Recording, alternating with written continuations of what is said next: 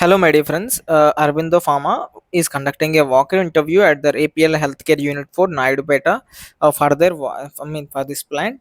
But the venue of the walk-in interview is Unit 3, Bachpalli, Hyderabad. The date of this walk-in is 9th April, Sunday, 9 to 17 hours. So you need to walk in along with your educational documents, experience, pay slips, and CTC documents without fail.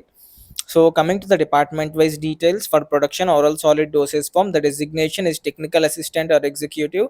The qualification is ITA diploma degree or B pharmacy. The experience is 3 to 7 years oral solid dosage forms. And the next department is liquid or nasal spray injectable manufacturing, technical assistant or executive, ITI diploma degree or B.Pharm with 3 to 7 years of experience, OSD.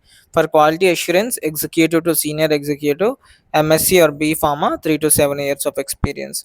For quality control department, executive, senior executive, M.Sc or B pharmacy 3 to 7 years of experience in oral solid dosage forms. These are the details, my dear friends. For job updates like this, subscribe to our YouTube channel pharmajobalert.in.